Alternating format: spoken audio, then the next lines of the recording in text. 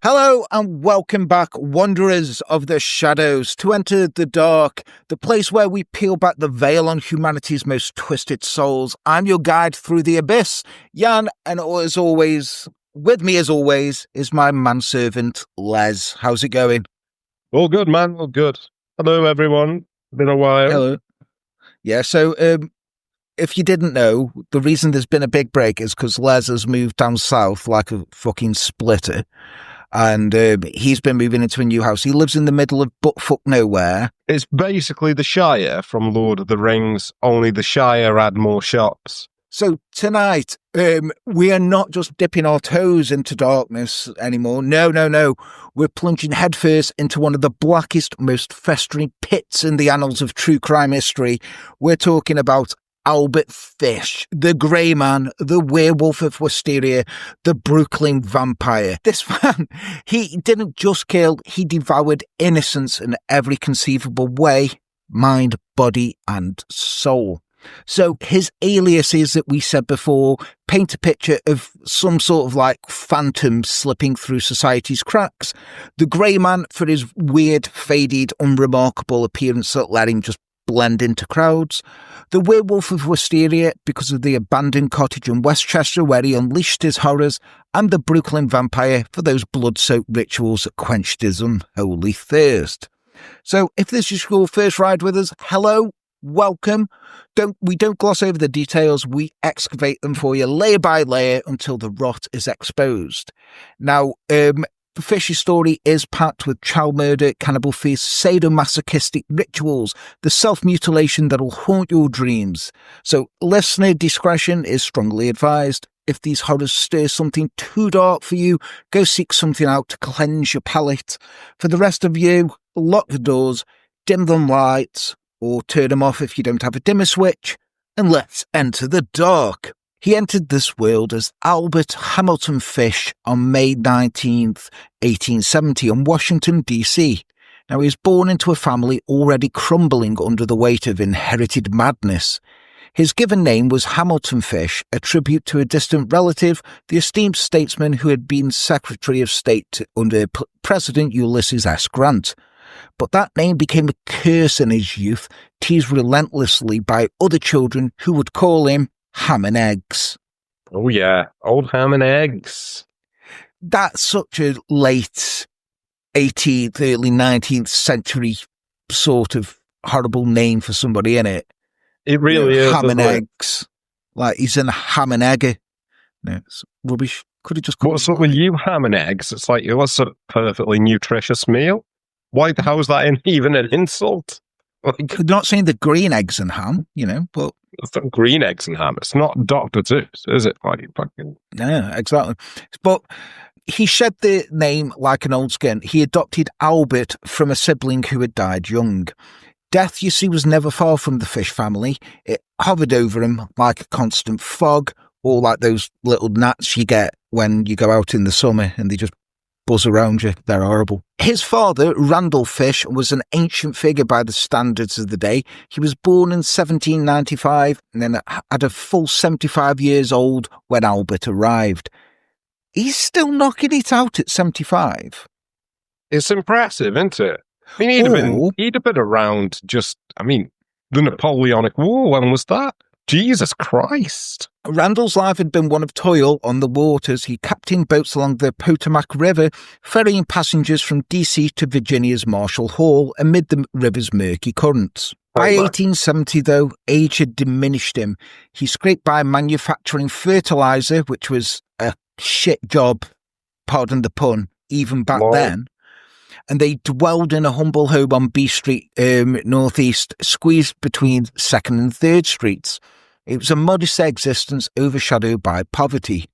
Albert was the baby of the 4 surviving siblings, Walter, Annie and Edwin, yet survival in this lineage was a cruel joke because mental illness coursed through their veins like poison. Right, picture this like fucking genetic nightmare, right?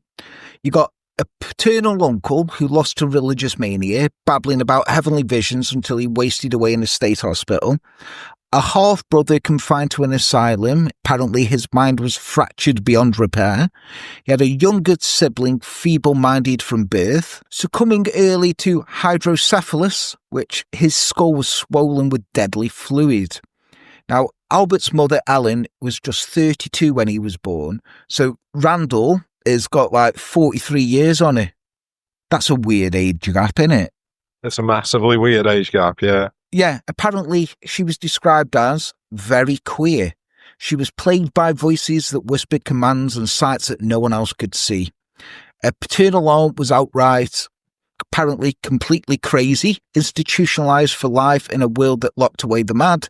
One brother pickled himself in alcoholism until it claimed him, while a sister wrestled silent demons from some unnamed mental affliction. Hallucinations, delusions of grandeur, addictions that devoured the soul. This was the inheritance that Albert carried, a ticking bomb of instability that experts would later blame, in part, for his own unravelling. Now, fate dealt its next blow when Albert was merely 5. On October the 15th, 1875, Randall collapsed from a heart attack at Pennsylvania Station in D.C. Widowed and destitute, Ellen faced impossible choices with 4 mouths to feed, so she placed Albert in St. John's Orphanage, intending it as a temporary haven until she could reclaim him. But he lingered there until he was nearly 9, enduring a crucible that forged his perversions in fire and pain. Now, St. John's was no sanctuary. It was run by strict Catholics, so that means it was a den of brutality. There was daily whippings, stripped boys bare, and they lashed them with paddles, belts or switches until the skin split and the blood flowed. The staff called it correction, but for Albert, it awakened something forbidden. He later admitted the agony stirred sexual arousal. Erections came unbidden by, say, age 7, and he'd plead for more strikes, linking pain to pleasure in his weird mind. So the orphans mocked him for it, because you would. It isolated him further while he spied on secret attacks in the dorms, boys exploring sodomy and masturbation in the dead of night. These weren't mere childhood curiosities, they were the sparks that ignited his lifelong obsessions. Now, Ellen finally pulled him out in 1879 after landing a government job, but the orphanage's scars ran deep, irreversible wounds that twisted his path. At home, his peculiarities erupted. By 12, he fell into a homosexual liaison with a telegraph boy, a street urchin who schooled him in urophilia, which is drinking piss, and coprophagia, which is the other eating one. Shit. Yeah. So weekends found him at public baths, but not cleansing, but to hide in the steaming shadows, eyes fixed on undressing boys, feeding him voyeuristic hunger. So he's basically there, eating shit and drinking piss while watching kids in a bath. You know, it's not Saturday morning, is it? No, and he's only 12. Anyway, at age 20 in 1890, he went to New York City, plunging into male prostitution. Alleys became his hunting grounds where he'd pay or prey on young boys, raping them amid the city's filth. His mother, sensing the deviance, arranged a marriage to cure him, hoping domesticity would chain the beast. In 1898, at 28, he married a woman 9 years his junior, and they brought 6 children into the world: Albert Jr., Anna, Gertrude, Eugene, John, and Henry. Now, on the surface, Fish embodied the working-class father. He was a house painter by trade, drifting jobs that let him disappear when needed, providing food and shelter. He insisted on grace before meals, a ritual of piety, and his children later swore he never raised a violent hand against them. But shadows lurked. He was arrested for embezzlement in 1903. Now, he did time in Sing Sing, where prison walls couldn't contain his urges. He sought out men for sex, deepening his bisexual depravities. Released, his fixations blackened. A wax museum's display of severed penises obsessed him, birthing dreams of castration. Wasn't the one that was kind of a spatchcock penis? I think so, yeah. Like, you know, like butterfly chicken, but for penises. I think it was, yeah. Yeah, that rings a bell. Like, it's, yeah, don't look it up, guys, or do. Like, yeah, do what you want. Just do what you want. We don't care at this point. Just go seek this shit out. Yeah, do it. So Fill your boots. he bound a mentally incompetent lover and nearly emasculated him. The man escaped in horror. Now, brothels became temples of pain where he paid for whippings that left him bruised and ecstatic. Now, January 1917 brought fresh devastation. His wife fled with John Straub, the handyman lodger, stripping the home bare. No furniture, not even mattresses for the children. At 47, Fish raised his brood alone, the youngest a toddler of 3. Now, rejection unleashed his full psychosis. Voices on high commanded bizarre penances. He'd wrap himself in a carpet, rolling tightly on the floor like a bound martyr, insisting it echoed John the Apostle's biblical sufferings. Where in the Bible did John the Apostle get wrapped up in a carpet? I think he got wrapped up in a carpet. Like John, there's John the Baptist. I think he got beheaded, didn't he? Yeah, but and like tortured, like.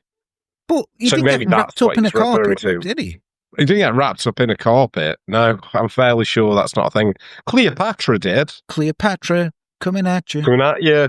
Nobody is going to get that reference, especially anyone who isn't British. From the UK. So he'd emerge out of the carpet to preach nonsense about atonement. His children watched in wide-eyed bewilderment as he climbed hills, arms wide, proclaiming, "I am Christ," to the winds. Well, he's getting them mixed up now, isn't he? First he's John the Baptist, now he's giving himself a fucking upgrade. He's like, no, I'm Christ now. Just getting through the New Testament. Who next? Pilate. Come on, Albert. Yeah. He might become Judas, you know. Judas, yeah. Even though he's like screaming at hills, wrapping himself up in a carpet, he also had games, which was perverse play disguised as bonding. In brown leather trunks, he dropped to all fours and let the kids mount his back like a pony. Handing them a paint stick or a hairbrush, he'd have them flash fingers behind him, and he would guess wrong on purpose, earning whacks equal to the count. Now, stepdaughter Mary Nicholas recalled it vividly years later. He exaggerated errors, begging for harder strikes, blending family time with his masochistic cravings. He hammered pins under his fingernails till blood trickled. He self-flagellated, and once he inserted alcohol-soaked cotton wool in his rectum, lit it, and the kids saw sparks, smelled burning flesh. They witnessed it all, yet he spared them his rage. To them, he was an eccentric dad. To the world, he's a sadomasochistic weirdo. Now, let's just roll that back a bit, yeah? He got an alcohol-soaked bit of cotton wool, shoved it up his arse, set it on fire, and then there was sparks and burning flesh. And the kids are like, do you know what? At least he don't shout at us. He didn't shout at us. I'd rather have a dad that shouts at me than one that gets me to spanking while he's wearing brown leather trunks. It's, yeah, definitely. I don't know, like the image, I mean, I'm not saying it's fucking right, but the image, just the image of it's the sparks. It's like, shot sparks out of his ass. Like, these perversions weren't footnotes. They were the heartbeat of his evil, pulsing through every act. He curated implements of hell, which were nail-studded paddles, blood-soaked cat and nine tails for self-whipping until flesh tore. Prostitutes or even his kids administered blows at times, paid his ultimate aphrodisiac. Needles became his signature torment, and rose stems, right, if you're male, I'm sorry, right? Rose stems shoved thorn first into his urethra and then twisting it. Ow. Sewing needles, heated glowing red plunged into his groin, scrotum and perineum. X-rays later counted 29 embedded rusting relics of years. He called it exquisite pain, divine punishment. Urine boiled and drunk, feces eaten ritually, raw meats escalated to human cravings. He then wed 3 more women bigamy, each only lasting a short time. Obscene letters poured from his pen. this is basically prank calling before prank calling, right? Right. In 1930, he wrote a letter to a maid applicant that was there that landed him in Bellevue for checks. He wrote a letter to a maid who was advertising like, oh, I'm looking for a job. It was that bad that they came and took him to an asylum for checks. What the fuck did he write? Now, I don't know. But Jesus Christ, how bad must that be? You're like, are you Albert Fish? Yeah. You write this letter? Yeah. We need a couple Get in of the checks. van. Now, the doctors saw perversions, but they labelled him sane. He was a psychopathic personality. That doesn't sound sane. Saying he's got a psychopathic personality, but he's sane. Anyway, he was released and then he carried on hunting. Now, early assaults previewed the storm. 1910's attack on Thomas Bedin in Delaware. 1919 stabbing of a Down syndrome boy in DC. He often targeted the forgotten, disabled kids, black kids, poor immigrants who wouldn't be missed. In 1924, he nearly snared 8-year-old Beatrice Keel on Staten Island, offering cash for rhubarb help. I don't know what that's a euphemism for. Rhubarb help? I'll give you some money. If I came up to you, Les, like, I didn't know you yet, right? We're not best mates. I come up to you, like, hey, do you want to earn a bit of money? Yeah. How? Rhubarb help. You'd be It's like, iffy, well, isn't it? Yeah. But, she's only young anyway. She's 8, so she's not going to be like, well, tell me more about this opportunity of rhubarb. But then her mum intervened and he ran away and hid in a barn overnight. And then in the morning, the farmer got up and he chased him off. This guy. Anyway, the killings ignited with Francis X. McDonnell. Now, 8-year-old Francis was playing on the front porch of his home near Port Richmond in Staten Island on July 15, 1924. Francis's mother saw an old man walk by, clenching and unclenching his fists. He walked past without saying anything. Now, later in the day, the old man was seen again, but this time he was watching Francis and his friends play. The disappearance of Francis was not noticed until he missed dinner. His father, a policeman, organised a search. Now, they found the boy in the woods under some branches. He had been horribly assaulted. His clothes had been torn from his body and he'd been strangled with his suspenders. Francis had been beaten so badly that police doubted that the old tramp that they saw could have been really being as old and frail as he looked. The beating was so severe that perhaps the old tramp had an accomplice who had strength to maul the child. His next victim was a child named Billy Gaffney, who was playing in the hallway outside his family's apartment in Brooklyn with his friend, Billy Beaton, on February the 11th, 1927.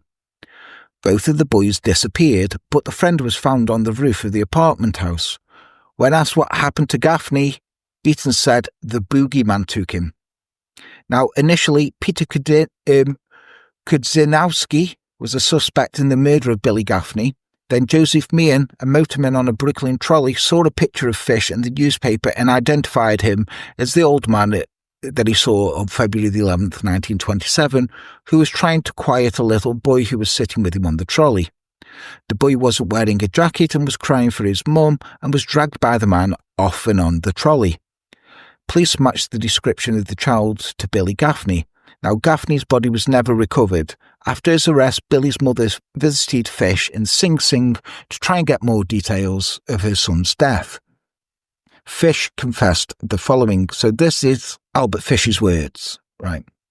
I brought him to the Rikers Avenue dumps. There is a house there that stands alone not far from where I took him. I took the boy there, stripped him naked and tied his hands and feet and gagged him with a piece of dirty rag I picked out of the dump. Then I burned his clothes, threw his shoes in the dump. Then I walked back and took the trolley to 59th Street at 2 a.m. and walked home from there. The next day, about 2 p.m., I took tools, a good heavy cat-o'-nine tails, homemade, short handle, cut one of my belts in half, slit these halves in 6 strips and about 8 inches long. I whipped his bare behind until the blood ran from his legs.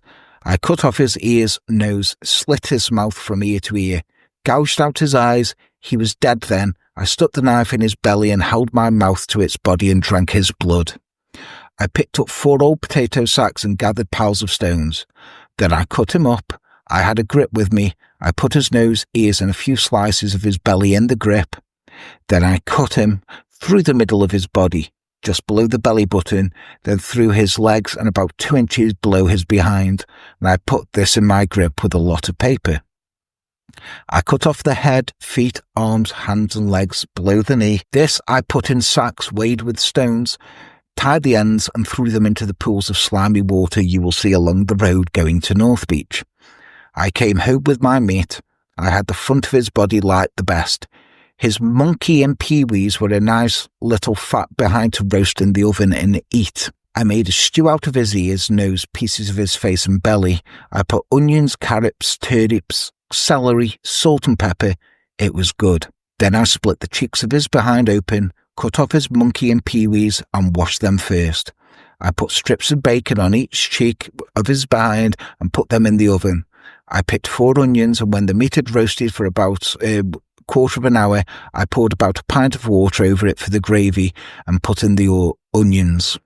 At frequent intervals, I basted his behind with a wooden spoon, so the meat would be nice and juicy. In about 2 hours, it was nice and brown, cooked through.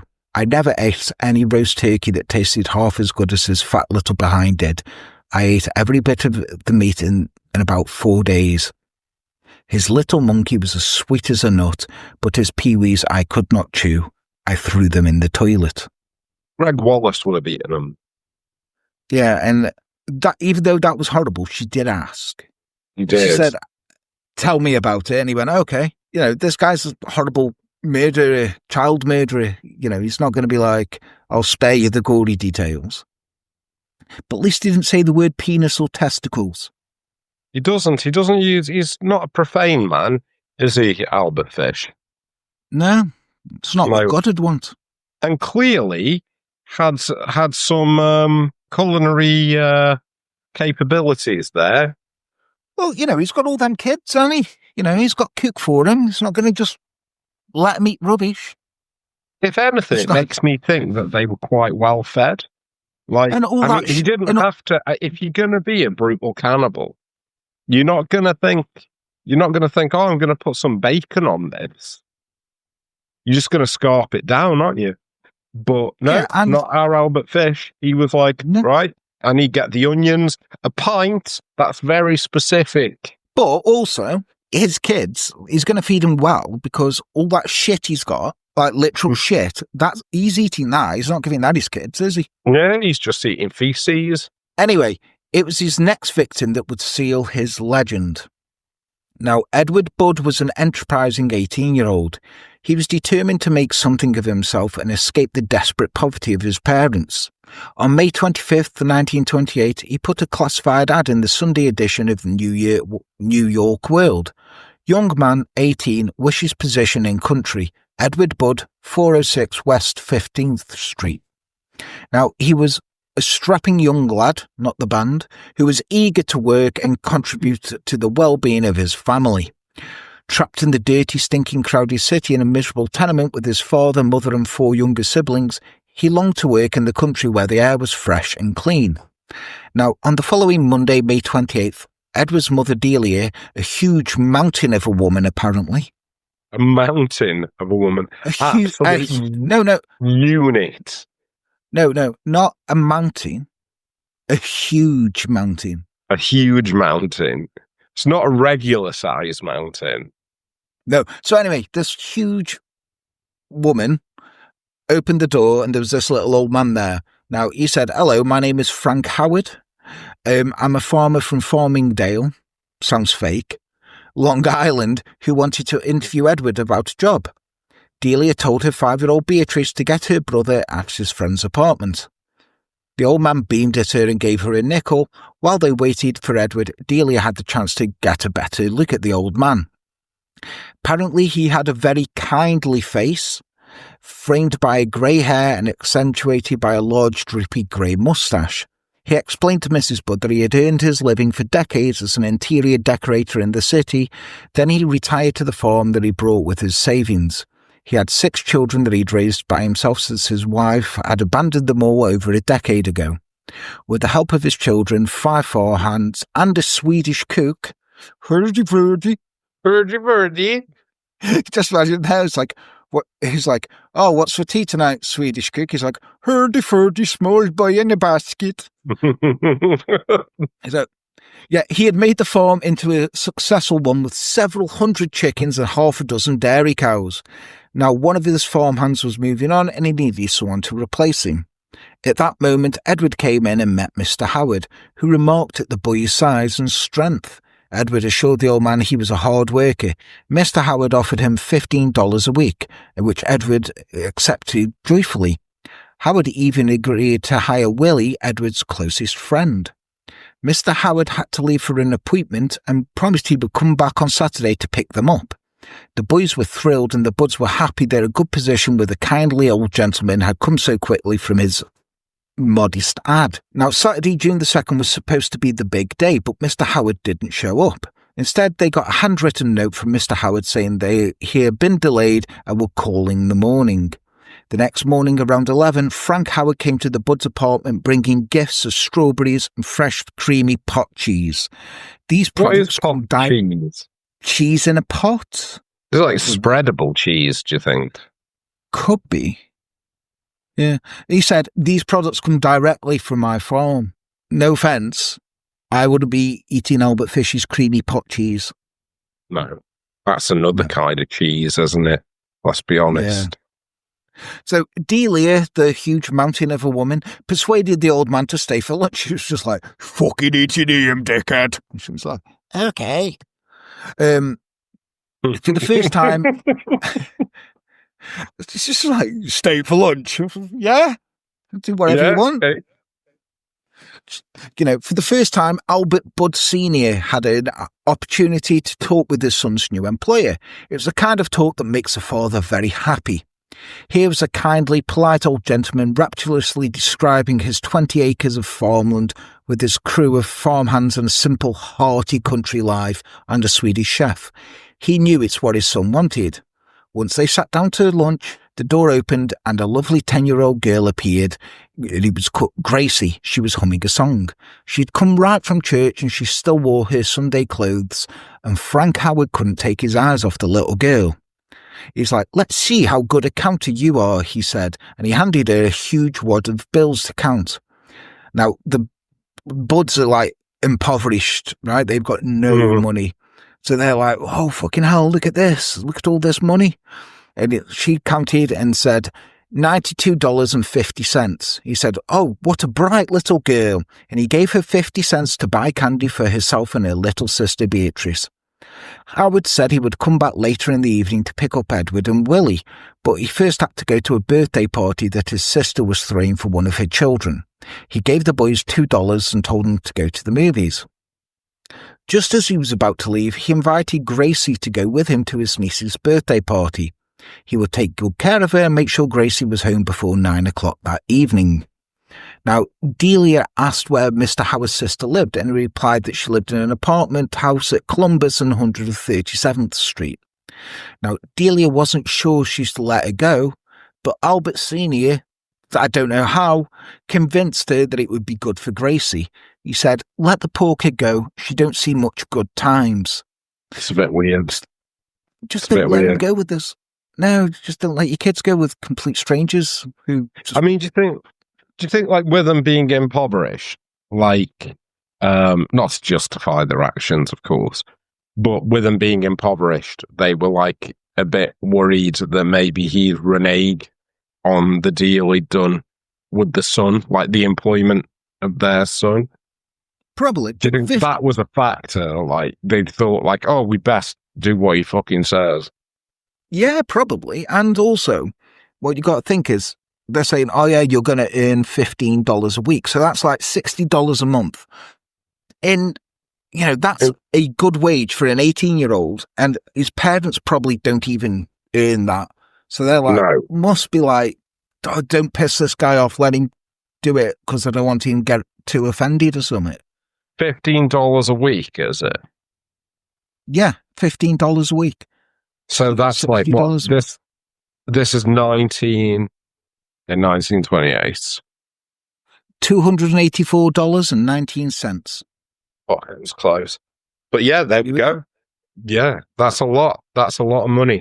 That's a lot of money for an 18-year-old, and his parents aren't earning that or anything.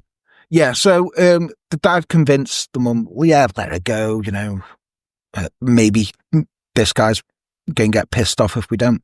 So Delia helped Gracie on with her good coat and her grey hat with streamers. She followed Gracie and Mr. Howard outside and watched them disappear down the street. That evening, there was no word from Mr. Howard and no sign of Gracie. A terrible sleepless night with no message from their beautiful daughter. The next morning, young Edward was sent down to the police station to report his sister's disappearance.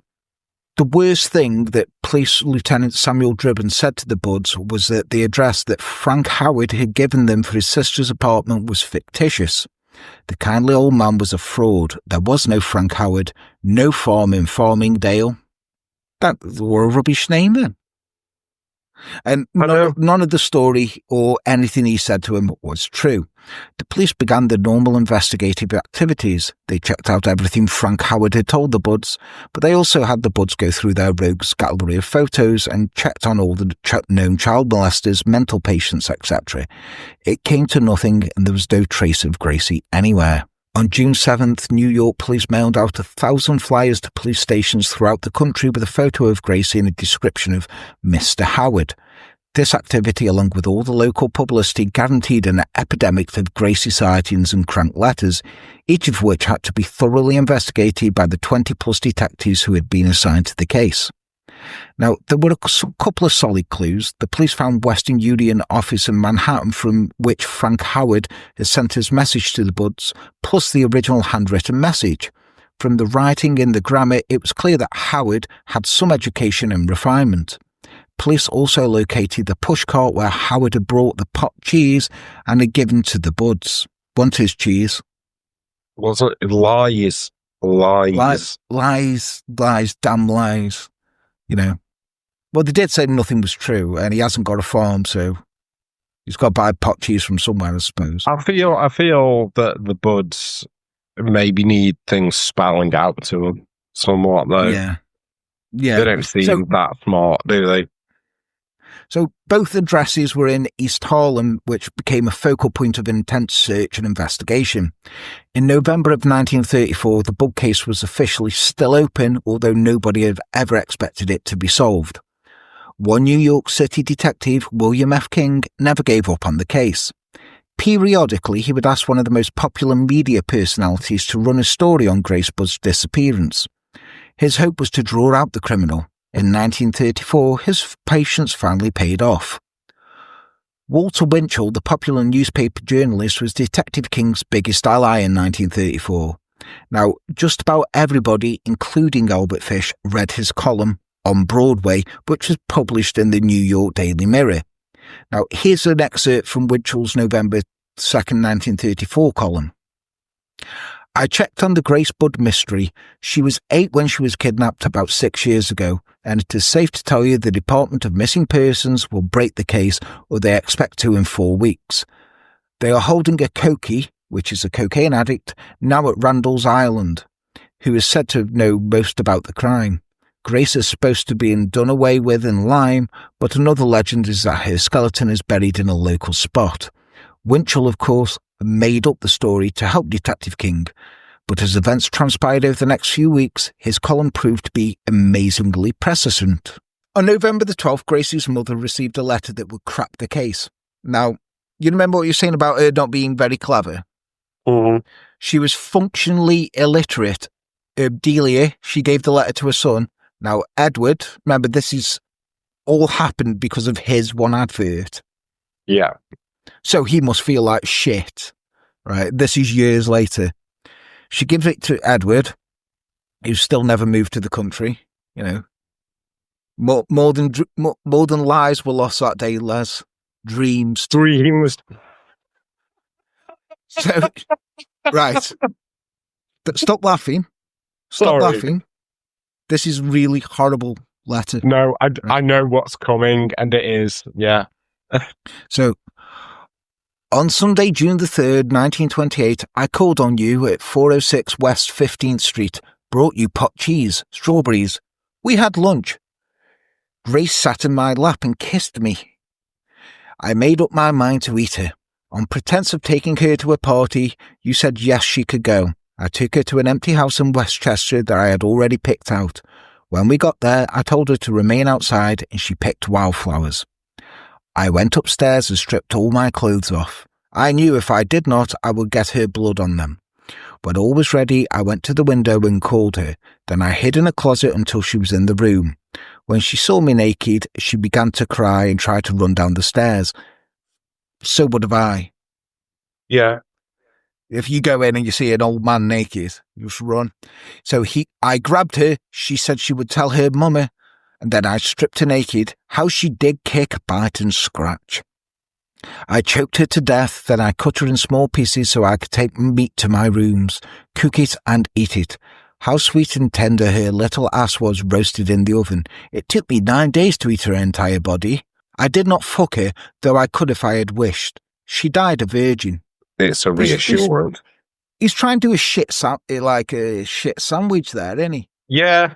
He's like, remember when I brought you that strawberries and pot cheese? Then I killed your daughter. There's all great details. But she did die a virgin.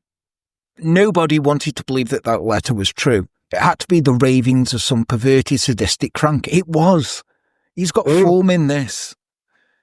He's now going like, is your refrigerator... Now, because the phones are out, he's like, hello, is your refrigerator running? Well, you should come and catch it then. And stuff like that. Now, he's like, oh, I'm going to go retro. Like me when I play my PS3. I'm like, I'm going retro, or plug in my Mega Drive or something. This is him. He's like, I'm going retro. Here I am. Well, let's write this letter.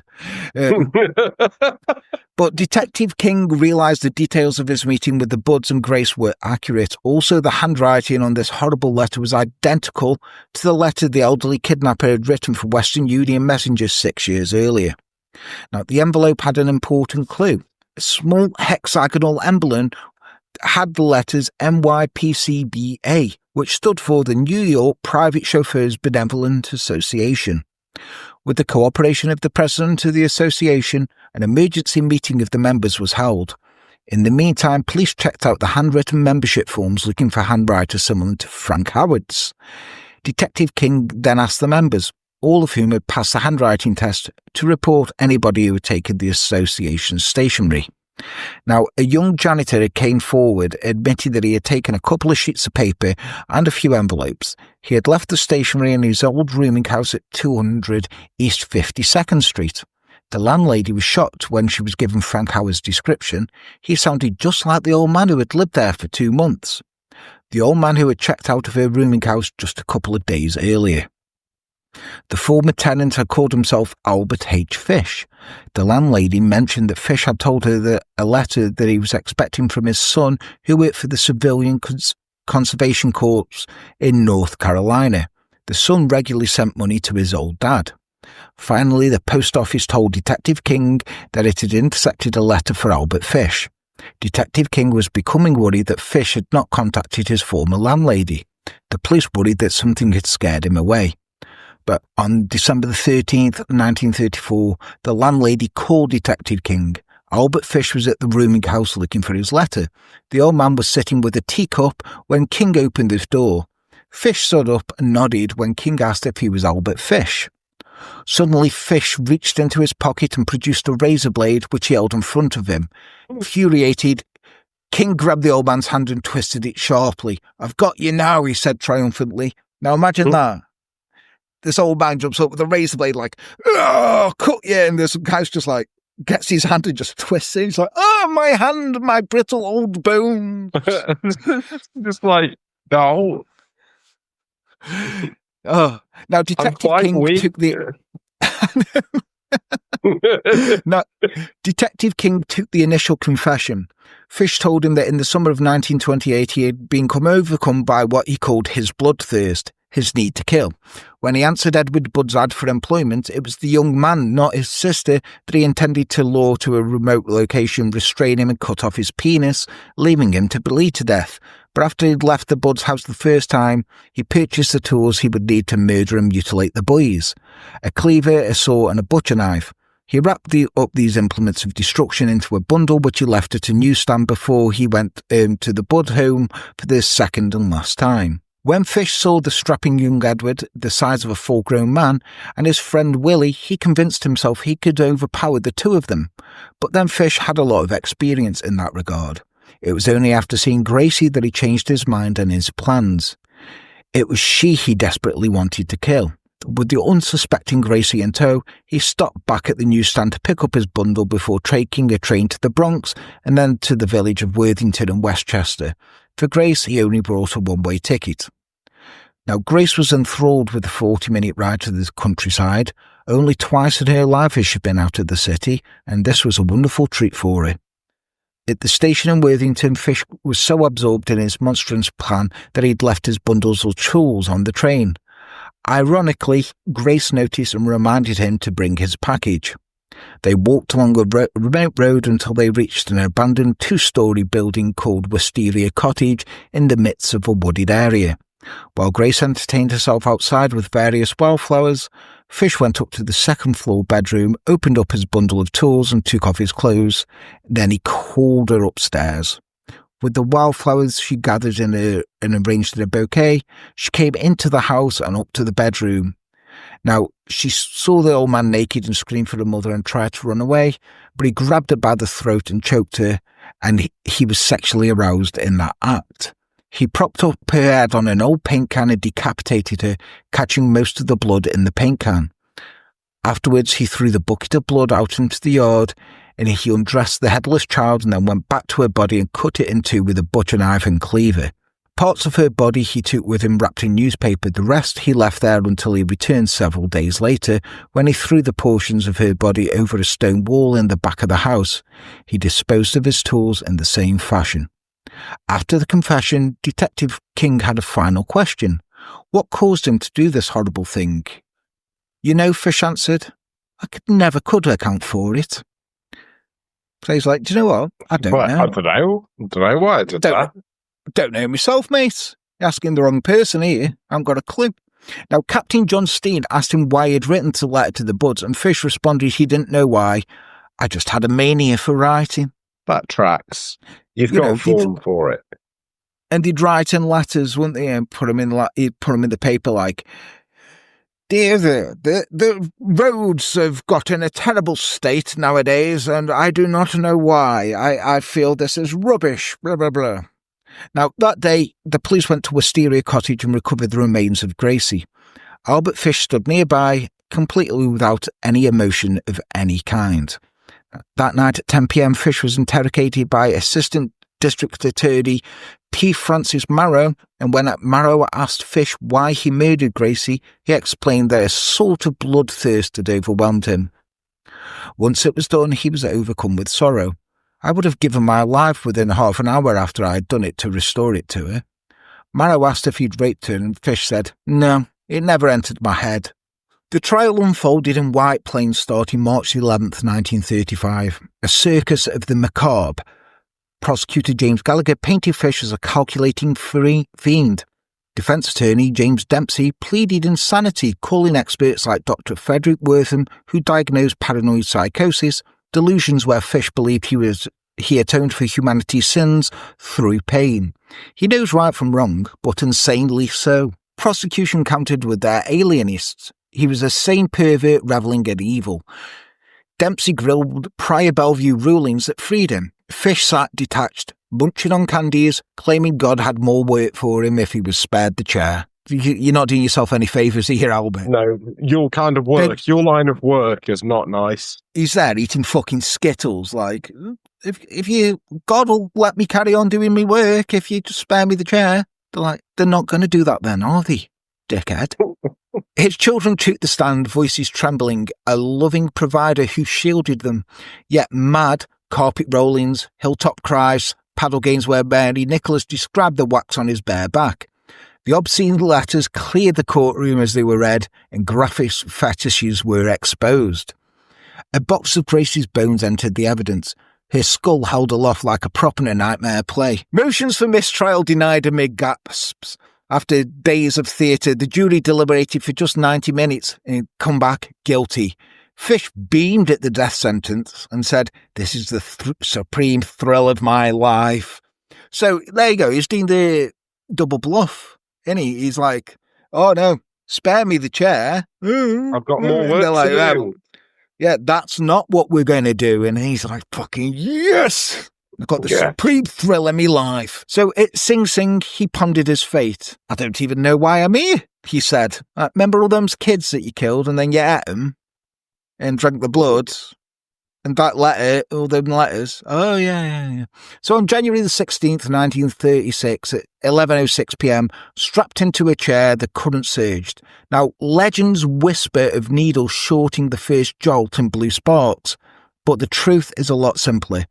The second flow ended in by 11:09. Buried in the prison yard, his stories inspired fictions like Hannibal Lecter, where real evil outstrips imagination. But what birthed this abomination, Leslie? What birthed it? Orphanage abuse, mad bloodline, abandonments, or was it just choices in the void, Les? I think it's a mixture of the lot. I mean, do you not feel like, looking into it, there's a slight religious, like pseudo-religious dynamic? I think so too. Like if you think of, like, he's like there with like Dharma, isn't he? For like, killing people, eating them and stuff. Yeah. But because he's got this sort of like weird religious sadomasochism, it sort of like stands him out from the crowd. But yeah, anyway, that was Albert Fish. Yeah, he's not a good man, but it was very interesting. And I love a bit of religious mania in my serial killers. Same. Religious mania is always like a fun time. But yeah, so thank you. If you're still watching now, thank you. We do waffle a lot. If you're new to the channel, welcome. Hello. If you're not, you're one of the old OGs who've been watching us for ages. Thank you we apologise for the big break. He was moving house and had other issues, and I was building an office with my bare hands.